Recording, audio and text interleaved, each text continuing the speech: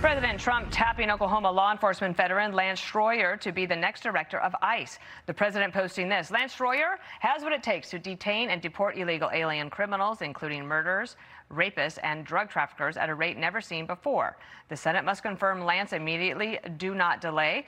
If successful, Schroyer would be the first Senate-confirmed ICE director since the Obama administration. Markwayne Mullin is the Secretary of Homeland Security.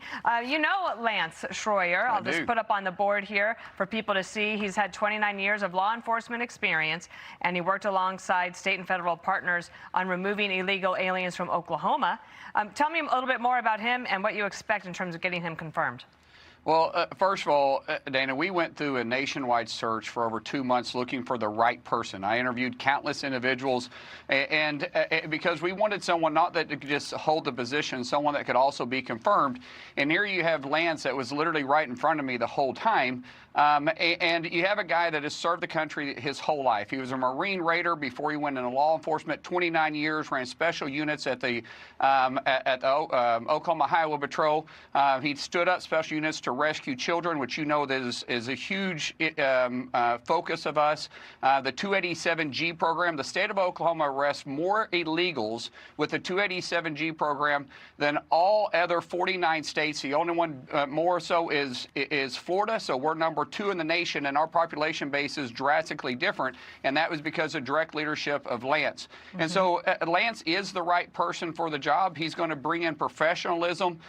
He's going to bring in structure. He's going to put in our standard operating procedures, and he's also going to be somebody that's going to be able to do it, as I said from the very beginning of my confirmation to be Secretary of Homeland, which, by the way, I still am just loving my job, that we want to bring down the temperature and do what is right, because we're not looking at a red state or a blue state. We're looking to enforce the laws that Congress passed, and we're not picking and choosing, but we want to make every street in this country safe.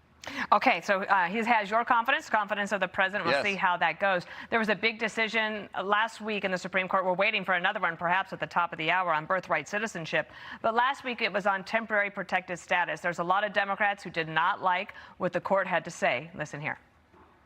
We're all still just a bit shell-shocked by this lawless, cruel, and devastating ruling. Hundreds of thousands of individuals woke up with this dread, this fear in their hearts. We stand with our Haitian and Syrian communities, and we always will. This decision makes no sense. It's just part of his broader, frankly cruel program of attempting mass deportations. All right, so what the justice has basically said is that temporary means temporary. What is the next step, though? Because there are some on the right who say that they think the Trump administration won't be able to move fast enough to satisfy what they want, which is more people to be deported. Well, temporary protective status in its name itself says exactly what it was designed for. It was never permanent status. It was temporary status. And the court ruled correctly on this in a 6-3 decision. These individuals, some of these guys have been here 15 to 20 to 30 years. I understand that. But they had an opportunity during that time, if they wanted to try to change their status, they could. They chose not to. Now the temporary protective status is over. They have to go home. Now, they don't have to go to the country that they came from. If they're not feeling safe, they can go someplace else, but they cannot stay here. Your TPS, temporary protective status, is over. So we will help assist you in leaving if you would like. We'll buy you an airline ticket. We'll give you $2,600 to reestablish yourself someplace else if you don't want to go back to the country you came from. But you have to leave, and we're going to assist you in doing so. And if you choose not to, then we'll pick you up and force you to leave. All right. Just quick. So the country, wherever you're sending them, that country has to agree. Is that correct? To some degree, yes, but we're not. Remember, this wasn't that they came over with status. They came over with TPS. So we always knew it was temporary to begin with.